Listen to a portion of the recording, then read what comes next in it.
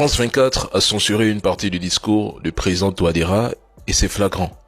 Allez sur leur page officielle et lancez la vidéo à partir de 8 minutes 40 secondes. Faites cet exercice et vous verrez par vous-même le passage qu'ils ont censuré. Je parle de celui-ci. C'est l'Union européenne qui était chargée de la formation de nos forces de défense et de sécurité. Les rebelles qui avaient occupé le pays avaient vraiment pillé nos armureries, nos poudrières. Il n'y avait rien. Donc, à l'issue de cette formation, il fallait des armes. Malheureusement, on n'avait pas d'armes. Nous avons fait une demande au niveau de l'Union européenne. Et l'Union européenne, à l'époque, c'était Madame Mogherini à qui j'avais écrit. Il m'a fait savoir que les traités de l'Union européenne ne permettaient pas de nous aider. Et avait demandé aux autres États. Personne n'a réagi. Finalement, c'est la Fédération de Russie qui a accepté de nous donner des armes et gratuitement.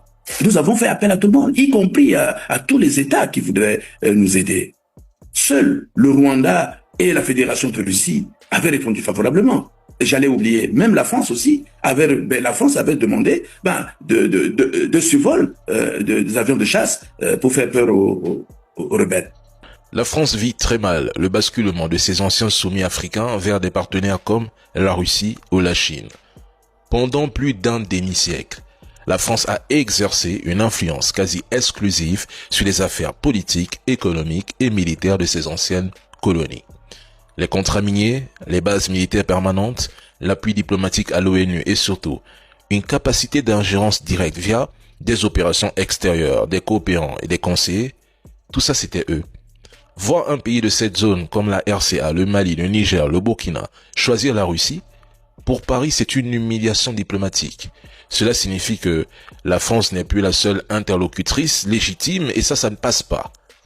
Avec la France, nous avons eu droit à des discours moralisateurs, paternalistes et souvent dépourvus de sincérité. Chaque partenariat s'accompagnait de conditions, de critiques voilées et d'une volonté de diriger nos choix sous prétexte d'aide ou de coopération. À l'inverse, avec la Russie, il ne s'agit pas seulement de livrer des armes ou de former des soldats. Il s'agit d'un soutien sans humiliation, d'un partenariat fondé sur le respect de la souveraineté. Moscou n'impose pas de modèle politique, ne dicte pas de réforme interne et ne s'arroge pas le droit de juger nos dirigeants africains. Et c'est cette différence d'attitude qui, peu à peu, éloigne les Africains de l'Occident car, au-delà des idéologies, les peuples africains recherchent avant tout des alliés qui écoutent, respectent et traitent d'égal à égal. Pas de tuteurs qui parlent d'aide tout en rappelant sans cesse leur supériorité morale.